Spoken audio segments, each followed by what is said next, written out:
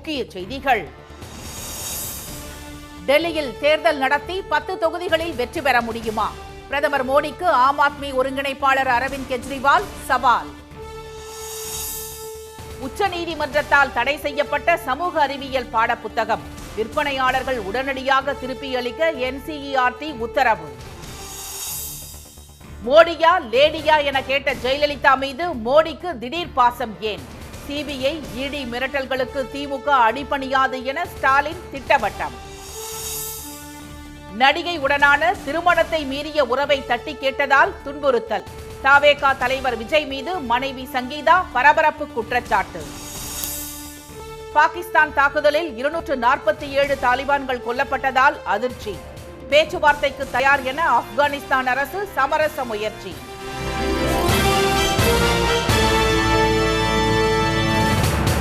வணக்கம். வணக்கம்.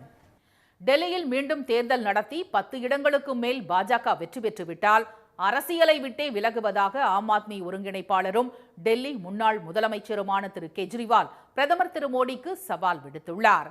டெல்லி மதுபான கொள்கை வழக்கில் திரு கெஜ்ரிவால், திரு மணீஷ் சிசோடியா, தெலுங்கானா முன்னாள் முதலமைச்சர் திரு சந்திரசேகர ராவின் மகள் திருமதி கவிதா உள்ளிட்ட 23 பேரை CBI கைது செய்தது. இந்த வழக்கில் CBI குற்றப்பத்திரிகையை டெல்லி ரோஸ் அவென்யூ நீதிமன்றம் கடந்த ஜனவரி மாதம் நிராகரித்த நிலையில் குற்றம் சாட்டப்பட்டவர்கள் அனைவரையும் நேற்று விடுவித்து உத்தரவிட்டது. 600 பக்கங்கள் கொண்ட தீர்ப்பில் அரசியலமைப்பு கொள்கைகளை CBI மீறி உள்ளதாகவும் வதந்திகளை ஆதாரமாக கொண்டுள்ளதாகவும் நீதிபதி திரு ஜிதேந்திர சிங் கண்டனம் தெரிவித்தார். மதுபான கொள்கையை திரு கெஜ்ரிவால் திரும்ப பெற்றுக் கொண்டாலும் அதன் மூலம் தனிப்பட்ட ஆதாயம், அதிகார துஷ்பிரயோகம் நடந்ததற்கான ஆதாரங்களை CBI தாக்கல் செய்ய தவறிவிட்டதாக நீதிபதி சுட்டிக்காட்டியுள்ளார். அப்ரூவரின் வாக்குமூலம் அடிப்படையிலேயே திரு கெஜ்ரிவால் மீது வழக்கு தொடரப்பட்டுள்ளதாகவும் எந்தவொரு தனிப்பட்ட விசாரணையும் நடத்தப்படவில்லை என்றும் அவர் தெரிவித்துள்ளார். இந்த வழக்கின் முக்கிய குற்றவாளியாக சித்தரிக்கப்பட்ட திரு மணீஷ் சிசோடியாவுக்கு எதிராக எந்தவொரு ஆதாரத்தையும் CBI தாக்கல் செய்யவில்லை என்று நீதிபதி கூறியுள்ளார்.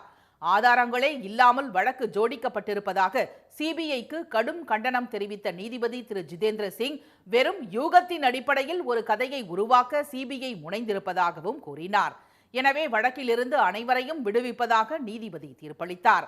திரு கெஜ்ரிவால் உள்ளிட்டோர் விடுவிக்கப்பட்டதை ஆம் ஆத்மி தலைவர்கள் மற்றும் தொண்டர்கள் பட்டாசுகளை வெடித்தும் இனிப்புகளை வழங்கியும் கொண்டாடினர்.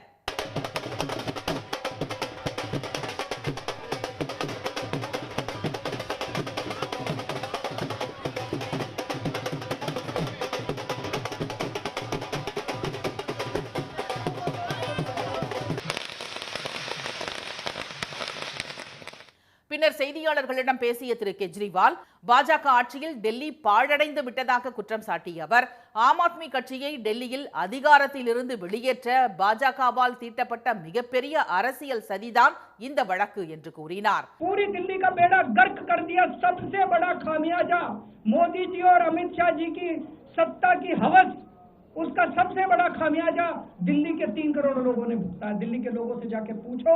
आज मैं चैलेंज करता हूं मोदी जी को, मोदी जी हिम्मत है दिल्ली में दोबारा चुनाव करा के दिखा दो, 10 से ज्यादा तुम्हारी सीट आ जाए, मैं राजनीति छोड़ दूंगा। இதனிடையே திரு கெஜ்ரிவால் உள்ளிட்டோர் விடுவிக்கப்பட்டதை எதிர்த்து டெல்லி உயர்நீதிமன்றத்தில் CBI மேல்முறையீடு செய்துள்ளது. விசாரணையின் பல முக்கிய அம்சங்களை விசாரணை நீதிமன்றம் புறக்கணித்து விட்டதாகவும் அந்த விஷயங்களில் போதிய அளவு கவனம் செலுத்தவில்லை என்றும் மனுவில் CBI கூறியுள்ளது. உச்சநீதிமன்றத்தால் தடை விதிக்கப்பட்ட 8ஆம் வகுப்பு சமூக அறிவியல் பாடப்புத்தகங்களை உடனடியாக திருப்பி அளிக்க NCERT உத்தரவிட்டுள்ளது. CBSE பள்ளிகளுக்கான பாடத்திட்டங்களை வடிவமைக்கும் NCERT எனப்படும் தேசிய கல்வி ஆராய்ச்சி மற்றும் பயிற்சி குழு 8ஆம் வகுப்பு சமூக அறிவியல் பாடப்புத்தகத்தில் நமது சமூகத்தில் நீதித்துறையின் பங்கு என்ற தலைப்பில் புதிய பாடத்தை சேர்த்துள்ளது. அதில் நீதித்துறையில் பல்வேறு மட்டங்களில் ஊழல் நிலவுவதை மக்கள் பார்த்து வருகின்றனர் என்றும் நீதியை பெறுவதில் மோசமான நிலையை ஊழல் ஏற்படுத்தி வருவதாகவும் குறிப்பிடப்பட்டுள்ளது. இந்த விவகாரம் குறித்து தாமாக முன்வந்து விசாரணை நடத்திய உச்சநீதிமன்ற தலைமை நீதிபதி திரு சூரியகாந்த் தலைமையிலான அமர்வு இது ஆழமான சதி என்று கண்டனம் தெரிவித்தது. பின்னர் புத்தகத்தை அச்சிடவும் விற்பனை செய்யவும் தடை விதித்த நீதிபதிகள் புத்தகத்தின் அனைத்து பிரதிகளையும் உடனடியாக பறிமுதல் செய்ய உத்தரவிட்டனர். இந்நிலையில் தடை செய்யப்பட்ட 8ஆம் வகுப்பு சமூக அறிவியல் பாடப்புத்தகத்தை வைத்திருக்கும் தனிநபர்கள் மற்றும் விற்பனையாளர்கள் உடனடியாக அவற்றை சமூக அறிவியல் பிரிவு தலைவரிடம் ஒப்படைக்குமாறு NCERT உத்தரவிட்டுள்ளது. நமது சமூகத்தில் நீதித்துறையின் பங்கு புத்தகத்தின் எந்த ஒரு பகுதியாவது சமூக வலைதளத்தில் பதிவிட்டிருந்தால் அவற்றை உடனடியாக நீக்குமாறு கேட்டுக்கொள்ளப்பட்டுள்ளது. அதேபோல புத்தகங்களை நகல் எடுத்தவர்களும் அவற்றை உடனடியாக திரும்ப ஒப்படைக்க வேண்டும் என்று உத்தரவிடப்பட்டுள்ளது.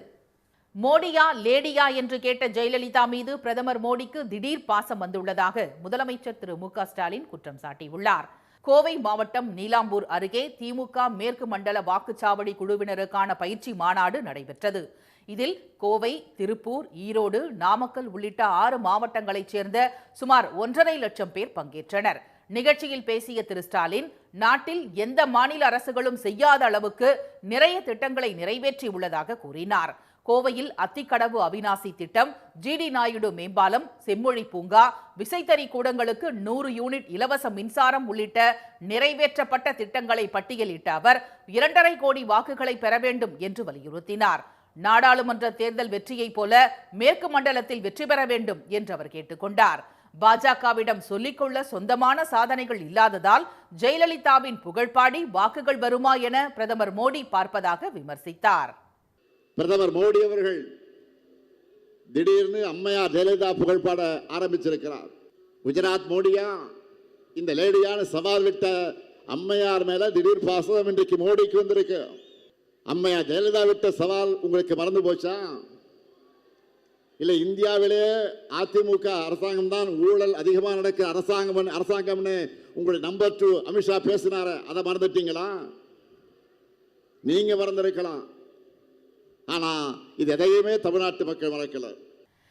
NDA எனும் சர்க்கஸில் ரிங் மாஸ்டர் தான் பாஜக என திரு ஸ்டாலின் கூறினார். தமிழ்நாட்டுக்கு அநியாயம் செய்யும் பாஜகவுடன் கூட்டணி வைத்து மாபெரும் துரோகியாக எடப்பாடி திரு பழனிசாமி உருவெடுத்துள்ளதாக அவர் குற்றம் சாட்டினார். தமிழ்நாட்டின் மீது வன்மத்தோடு இப்படிப்பட்ட அநியாயங்களை செய்யக்கூடிய பாஜகவோடு தான் கூட்டணி வைத்துக் கொண்டு மாபெரும் துரோகியா இன்றைக்கு உருவெடுத்திருக்கிறார் எதிர்க்கட்சி தலைவர் பழனிசாமி அவர்கள். தமிழர் விரோதிகளும் தமிழின துரோகிகளும் வைத்திருக்கக்கூடிய கூட்டணியை மக்கள் முன் அம்பலப்படுத்தி அவங்களுக்கு தோல்வியை நாம பரிசாக தந்தாக வேண்டும். எடப்பாடி திரு பழனிசாமி தம்மை காப்பாற்றிக் கொள்ள NDA கூட்டணியில் இணைந்துள்ளதாக முதலமைச்சர் திரு ஸ்டாலின் கூறினார். அமலாக்கத்துறை, வருமான வரித்துறை, CBI போன்ற ஏவல் அமைப்புகளை வைத்து பாஜக மிரட்ட பார்ப்பதாகவும் அதன் அரட்டல் மிரட்டல்களுக்கு அடிபணிய தாங்கள் கோழைகள் அல்ல என்றும் திரு ஸ்டாலின் தெரிவித்தார்.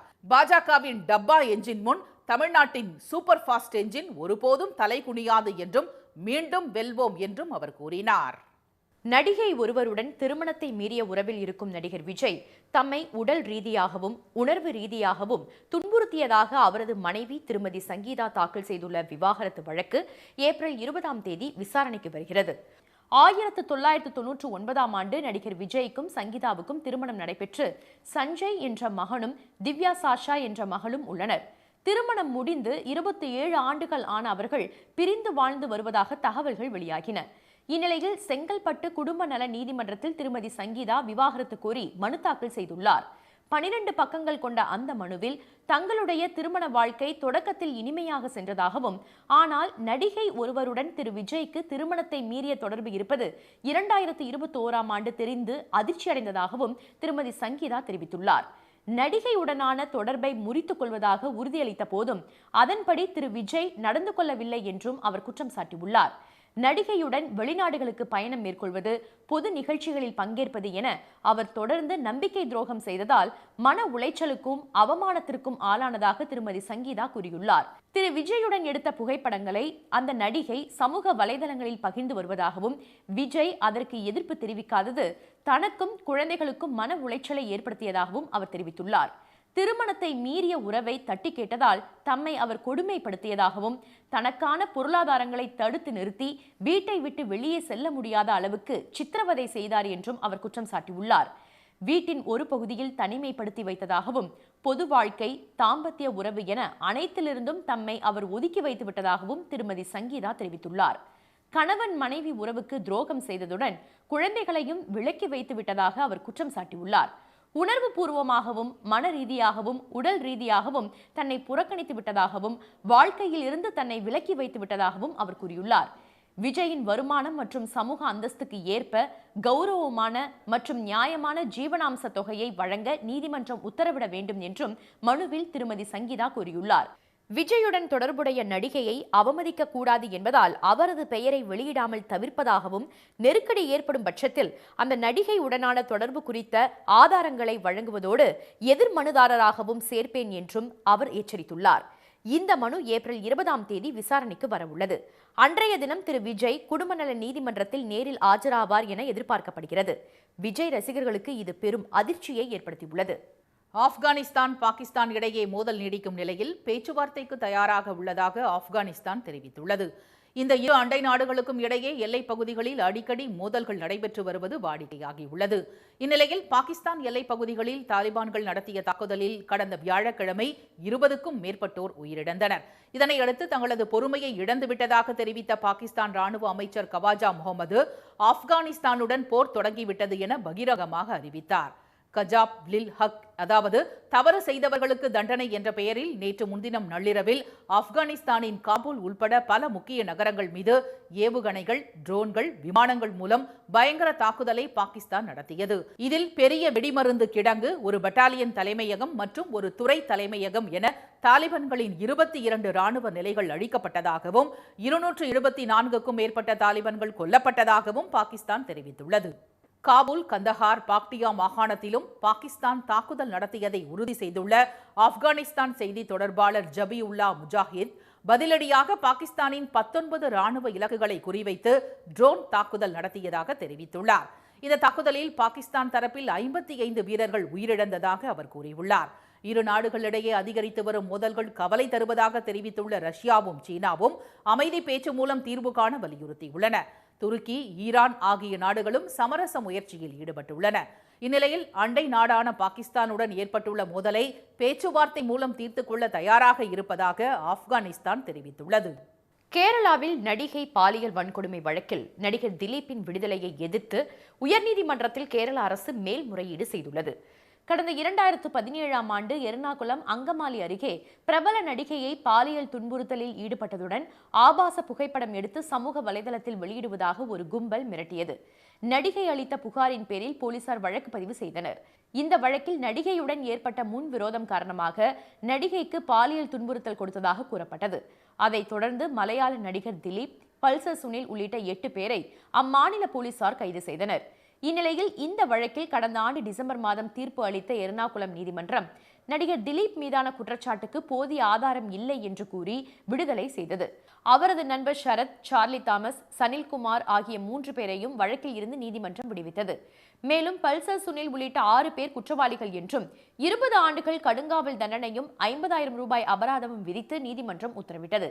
இதனை எதிர்த்து கேரள அரசு நேற்று உயர்நீதிமன்றத்தில் மேல்முறையீடு செய்துள்ளது. விசாரணை நீதிமன்றம் குறைத்த மற்றும் குற்றம் சாட்டப்பட்டோரின் தண்டனையை அதிகரிக்கவும் அந்த மனுவில் கோரப்பட்டுள்ளது.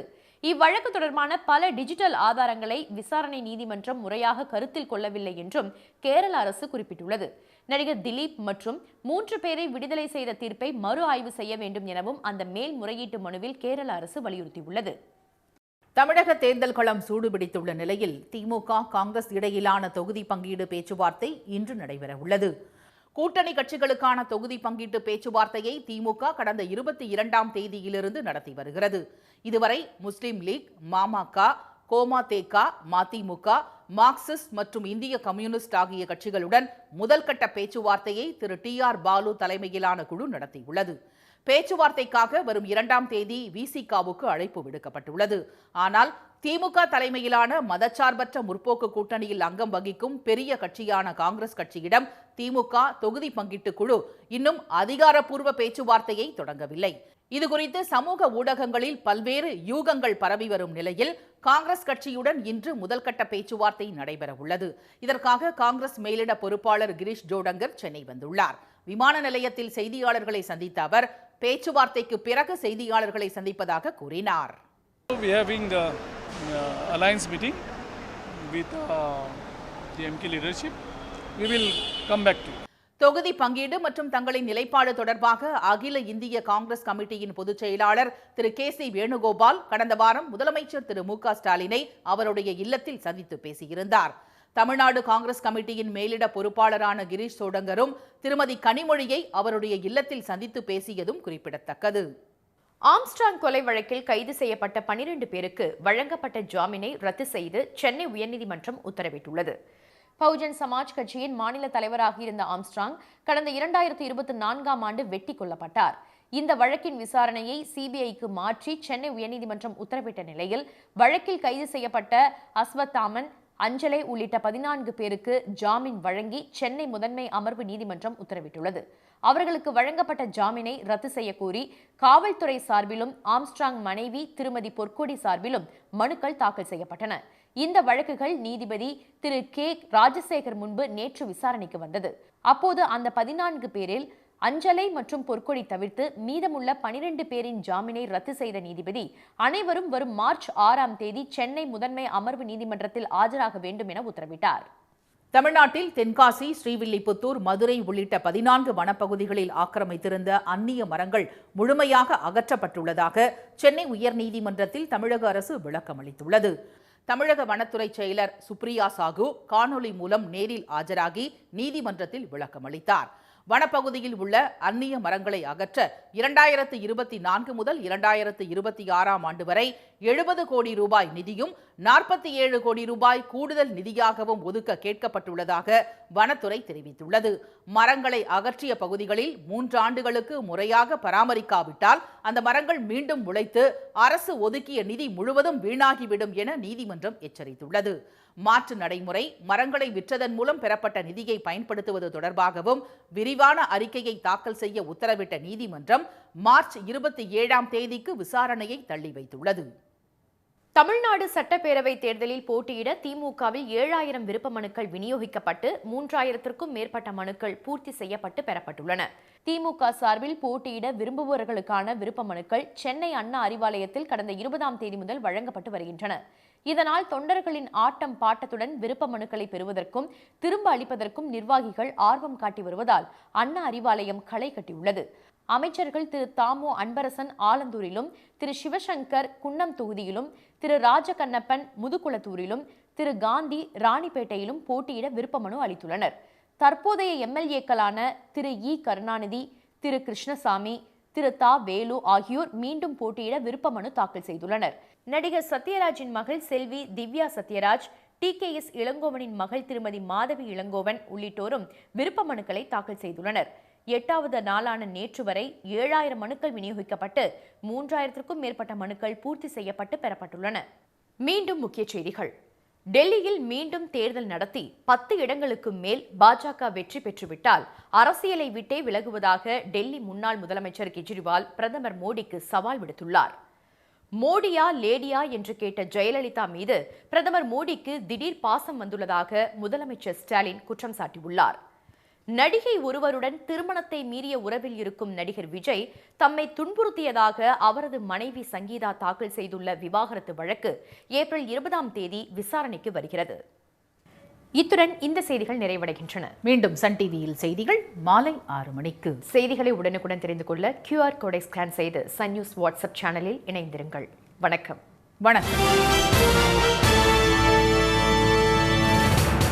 உடனுக்குடன் செய்திகளை தெரிந்து கொள்ள சன் நியூஸ் பெல் ஐகானை கிளிக் பண்ணுங்க.